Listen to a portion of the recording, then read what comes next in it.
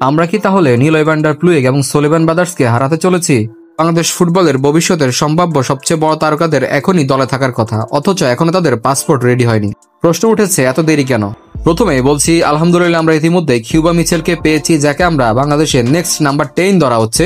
ইনশাল্লাহ জায়াম হাকিমা আসবে এবং সে হতে পারে বাংলাদেশের নেক্সট নাম্বার 9। কিন্তু সমস্যা হচ্ছে নিলয় ভ্যান্ডার প্লুইগ এবং সোলিভান ব্রাদার্স, রোনান সুলিভান ও ডেকলান সুলিভানকে নিয়ে। প্রথমে নিলয় ভ্যান্ডার প্লুইগের কথা বলি। তার মা নিজেই বাংলাদেশের নাগরিক, তাই তার পাসপোর্ট প্রসেস অনেক সহজ হওয়ার কথা ছিল। নিলয় নিজেই 6 মাস আগে ভিডিও বার্তায় জানিয়েছেন সে বাংলাদেশের হয়ে খেলতে চায়, এমনকি বাংলাদেশের ফ্যানদের ধন্যবাদও জানিয়েছিল। কিন্তু 6 মাস পরে এসেও আজ পর্যন্ত তার পাসপোর্ট হলো না। কেন হলো না, এটাই সবচেয়ে বড় প্রশ্ন।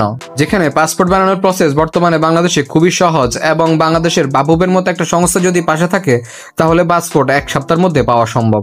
এরপর আসি সুলিভান ব্রাদার্স, রোনান ও ডেকলানের কথায়। ফাহাদ করিম সাহেব নিজেই তাদের বাবার সঙ্গে কয়েক মাস আগে কথা বলেছিলেন। তখন বলা হয়েছিল সে এশিয়া কাপ অনূর্ধ্ব 23 দলের বাছাই পর্বে তাদের সুযোগ দেওয়া হবে, কিন্তু আজ পর্যন্ত তাদের পাসপোর্ট প্রক্রিয়ার কোনো অগ্রগতিই নেই।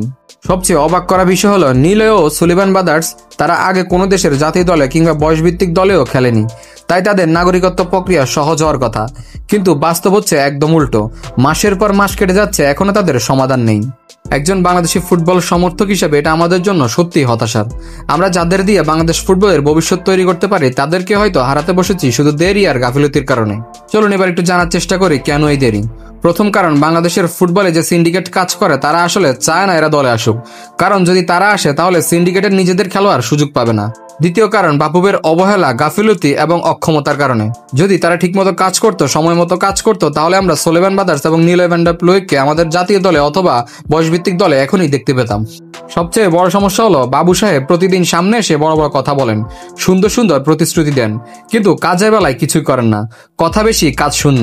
আর এই কারণে আজও আমরা আমাদের ভবিষ্যতের তারকাদের মাঠে নামাতে পারছি না। এবার আসি শেষ কথায়, যে তাদেরকে আমরা পাওয়ার সম্ভাবনা এখনো আছে। আমি বলবো তাদেরকে পাওয়ার এখনো প্রবল সম্ভাবনা আছে। বাবুবে যদি একটু নজর দেয়, একটু যদি কেয়ার করে, তাহলেই তারা এখন বাংলাদেশের বয়সভিত্তিক দলে অথবা জাতীয় দলে খেলার সুযোগ পাবে। বিশেষ করে নিলয় ভ্যান্ডার প্লুইগের মতো প্লেয়ার যদি জাতীয় দলের পাইপলাইনে থাকে তাহলে দল কতটা শক্ত হবে একবার চিন্তা করুন। আমাদের ভাগ্য ভালো যে নিলয় ভ্যান্ডার প্লুইগ এবং রোনান এবং ডেকলান সুলিভান এখনো অন্য কোনো দেশের হয়ে খেলার সিদ্ধান্ত নেননি, বাংলাদেশের হয়ে খেলতেই চাচ্ছেন।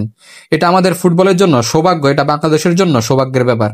কিন্তু আমরা এই সৌভাগ্যটাকেই কাজে না লাগিয়ে আমরা উল্টো তাকে হেলায় ফেলায় গাফিলতিতে নষ্ট করছি। এখন পর্যন্ত পাওয়া তথ্য মতে বাপুবের পরিকল্পনা অনুসারে তারা এই টুর্নামেন্ট না, পরবর্তী টুর্নামেন্ট বাংলাদেশের অনূর্ধ্ব 23 দলে তাদেরকে 3 জনকে দেখা যেতে পারে। তবে তখনও যদি দেখা যায় তাদের পাসপোর্ট প্রক্রিয়া এখনো শেষ হয়নি, তাহলে হয়তো আমরা তাদেরকে হারাতেই যাব। তো আপনারা নিলয় ভ্যান্ডার প্লুইগ এবং সুলিভান ব্রাদার্সকে বাংলাদেশের কোন দলে দেখতে চান অবশ্যই কমেন্ট করে জানাবেন এবং ভিডিওটি ভালো লাগলে শেয়ার করে দিবেন।